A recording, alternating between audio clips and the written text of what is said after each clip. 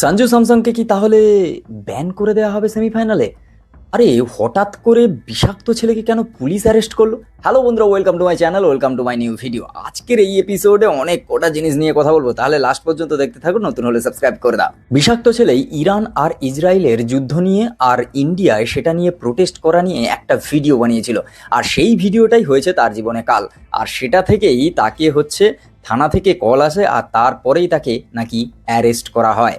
বিষাক্ত ছেলের অ্যারেস্ট নিয়ে অনেক সোশ্যাল মিডিয়া ক্রিয়েটাররা সোশ্যাল মিডিয়ায় লেখালেখি করছে। তাহলে কি ফ্রিডম অফ স্পিচের কোনো দাম নেই? কেউ কি তার কথা রাখতে পারবে না সবার সামনে? তাহলে কথা বলতে গেলেই কি তাকে অ্যারেস্ট হতে হবে? এই সব প্রশ্নচিহ্নগুলো সোশ্যাল মিডিয়ায় ঘোরাঘুরি করছে। না, এই বিষয়ে আপনার কি মতামত অবশ্যই কমেন্ট বক্সে জানান, তার প্রত্যেকটা কমেন্টের রিপ্লাই আমরা দেব। এদিকে আবার সোশ্যাল মিডিয়া জুড়ে এই ভিডিওটা খুবই ভাইরাল। তোর মতো না, আমি দুবেলা তোর মতো আপনার নাম কি? আপনার নাম আমার নাম ডবল জিরো ফাঁক ফাঁক। তোর মতো গোবরডাঙ্গা হলো এই পশ্চিমবঙ্গে বারাসাত এবং বনগা লাইনের মিডিল বরাবর। সেখানে একজন মেকআপ আর্টিস্ট ওই নেল এক্সটেনশন করে, ওনাকে রীতিমতো দিনে দুপুরে রেপ করার মতো থ্রেট দেওয়া হচ্ছে। আপনার নাম কি? আপনার নাম আমার নাম ডবল জিরো ফাঁক ফাঁক। তোর মতো না, আমি দুবেলা যার ভিডিও আপনারা দেখলেন তিনি কিন্তু আবার নাকি সরকারি চাকরি করেন, আর তারপরে তার মুখের ভাষা এরকম, তারপরে আবার নেতা সুলভ আচরণ। তবে একটা জিনিস দেখে খুব ভালো লাগছে যে এই ভিডিওটা ভাইরাল হতেই কয়েক ঘন্টার মধ্যে পুলিশ অ্যাকশন নিয়ে এই মানুষটাকে ঠিক অ্যারেস্ট করে নিয়েছে। একটা মেয়েকে অকথ্য ভাষায় গালাগাল দিলেন কেন? আমার ভুল হয়ে গেছে। আপনি একটা এত বড় একটা চাকরি করেন, তারপর এইভাবে প্রকাশ্যে একটা মেয়ের সঙ্গে এরকম ব্যবহার করা ঠিক হয়েছে আপনার? একদমই না, আমি যা করেছি ভুল করেছি।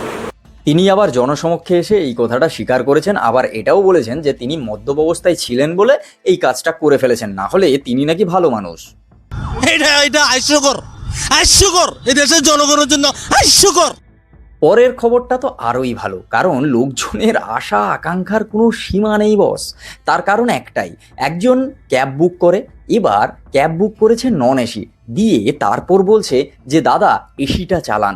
এবার ক্যাব ড্রাইভার সে নন এসির প্যাসেঞ্জার নিয়েছে, সে তো এসি চালাবে না, বলছে আমি এসি চালাতে রাজি আছি, আপনাকে 150 টাকা এক্সট্রা পে করতে হবে। তিনি বলছেন না আমি তো এইভাবে যাই, বললেই এসি অন করে দেয়, আপনি এটা বলতে পারেন না। সেটা নিয়ে তাদের মধ্যে সৃষ্টি হয় বচসা। দেখো ভিডিওটা, বুঝতে পারবে। भैया बाहर की गर्म हवा अंदर आ रही है, एसी चालू कर दो। हाँ एसी चालू कर दो, बाहर की गर्म हवा अंदर आ रही है। नॉन एसी कैब बुक है ना, और ओला में आपने? हाँ तो क्यों? क्यों मतलब? नॉन एसी कैब में एसी थोड़ी होती है, अगर आपको चालू 150 रुपया एक्स्ट्रा लगेगा। ऐसा थोड़ी होता है। ऐसे ही होता है मैडम, 2-3 किलोमीटर के बाद तो मैं चालू कर देता, कोई दिक्कत नहीं है। बट अभी 30 किलोमीटर की राइड है तो मैंने इससे पहले भी ट्रैवल किया है नॉन एसी। बात बरोबर, आपने ट्रैवल किया रहेगा, बट आपने फेयर देख के गाड़ी बुक की है ना। एसी नॉन एसी तो फेयर देखे रहोगे ना आपने। हाँ लेकिन भैया ऐसा थोड़ी होता है, ऐसे ही होता है मैडम, चाहिए तो 150 रुपया एक्स्ट्रा तो मैं चालू कर देता हूँ, ऐसी कोई दिक्कत नहीं है। ऐसा नहीं कर रहता है। नाटक क्या मैडम, मैं तो बोल तो रहा हूँ, चाहिए तो ले लो एसी, 150 रुपया दे दो एक्स्ट्रा, चालू कर देता हूँ मैं, कोई दिक्कत नहीं है। আর পরের খবরটা তো আরোই মজাদার। কেন বলছি পরের খবরটা আরোই মজাদার? কারণ সবাই জানে যে টক্সিক ভার্সাস ধুরন্ধর হতে চলেছে। তোমরা সবাই জানো 19শে মার্চ টক্সিক আর ধুরন্ধরের রিলিজ হবে, কিন্তু আগের দিন রাতে ইয়াস একটা সুন্দর পোস্ট করে জানিয়ে দেয় যে সিনেমাটা পোস্টপন্ড হয়ে গেছে। হ্যাঁ, টক্সিক আসছে না 19 তারিখে শুধু ধুরন্ধর আসছে।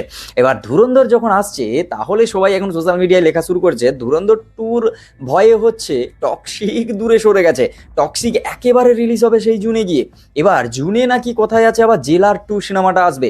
এবার যদি জেলার 2 সিনেমাটা আসে, সেই জুন মাসের প্রথমের দিকে যদি আবার এই সিনেমাটা রিলিজ হয়, হ্যাঁ সরাসরি ক্লাস তো হবে না, কিন্তু একটা ক্লাস তো দেখা যাবে রজনীকান্তের সঙ্গে বস। একেবারে ইয়াস ভার্সাস রজনীকান্ত হতে পারে। তবে একটা জিনিস কিন্তু সোশ্যাল মিডিয়ায় বেশ ভালো হয়েছে, সবাই কিন্তু এই ভার্সাসের চক্করে অনেকগুলো ভিডিও বানিয়ে ফেলেছে, এই জিনিসটা বেশ ভালো লেগেছে।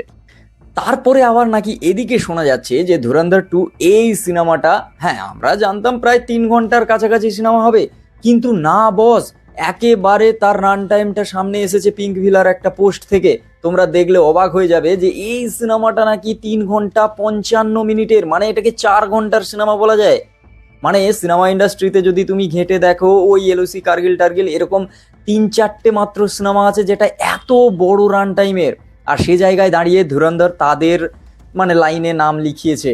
ভাই 3 ঘন্টা 55 মিনিটের সিনেমা, বুঝতে পারছো ব্যাপারটা কি হতে পারে? এত বড় একটা সিনেমা, এটা নিয়ে হচ্ছে এখন সোশ্যাল মিডিয়ায় তোলপাড় যে এতক্ষণ মানুষ বসবে কি করে সিনেমা হলে।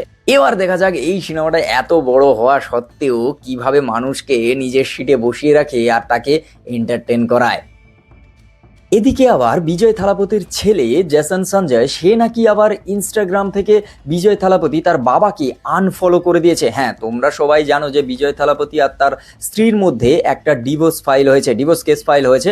ও সেই জিনিসটা তো চলছে, টানাপোড়েনের বিষয়টা যে ডিভোর্স হয়ে যাবে কি হবে না, কি ডিভোর্স হয়ে একেবারে ছাড়াছাড়ি হয়ে যাবে, এই বিষয়টা তো চলছে। আর তার সঙ্গে সঙ্গে এটা জানা গেছে একেবারে হট নিউজ বলতে পারো যে তার ছেলে তাকে সোশ্যাল মিডিয়া থেকে আনফলো করে দিয়েছে।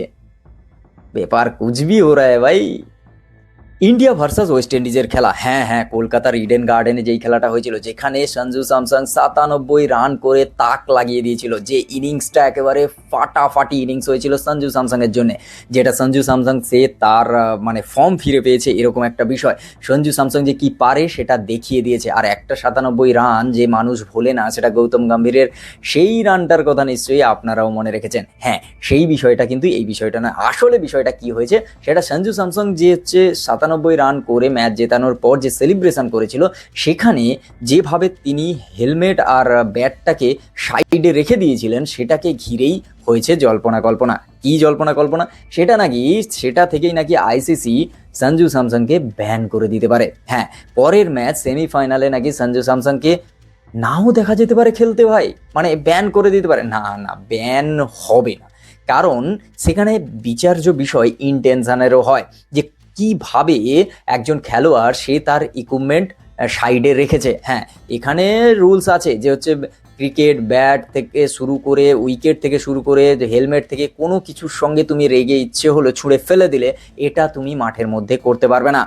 কোনো রকম যদি তাদের মধ্যে ডিসরেসপেক্ট দেখা যায়, তাহলে কিন্তু ব্যান পর্যন্ত হয়ে যেতে পারে সেই খেলোয়াড়। হ্যাঁ, সেই পরিপ্রেক্ষিতে অনেকে সোশ্যাল মিডিয়ায় বলাবলি করছে, কিন্তু এই কাজের জন্য সঞ্জু স্যামসং কখনো ব্যান হবে না, খুব বেশি হলে হয়তো ওয়ার্নিং পেতে পারে। তবে যাই হোক, এর থেকে বোঝা যায়, সবার ক্লিয়ার হবে যে সঞ্জু স্যামসং হচ্ছে খেলবে সেমিফাইনাল ইংল্যান্ডের বিরুদ্ধে। দেখা যাক এবার ইংল্যান্ডের বিরুদ্ধে কেমন হয়। আর হ্যাঁ, একটা জিনিস কিন্তু মাথায় রাখতে হবে, পর 2 বার কিন্তু ইংল্যান্ডের সঙ্গে সেমিফাইনাল। দেখা যাক কি হয় বস। তো আজকের ভিডিও এই পর্যন্ত। যদি ভালো লাগে like, comment, share and subscribe my YouTube channel. দেখা হচ্ছে খুব তাড়াতাড়ি নতুন একটা ভিডিও, নতুন একেবারে ফাটাফাটি খবর বা এন্টারটেনমেন্ট এরকম কিছু নিয়ে। তো ততক্ষণের জন্য like, comment, share and subscribe my YouTube channel. Facebook থেকে দেখে তাহলে পেজটাকে ফলো করো। দেখা হচ্ছে পরের ভিডিও। টাটা।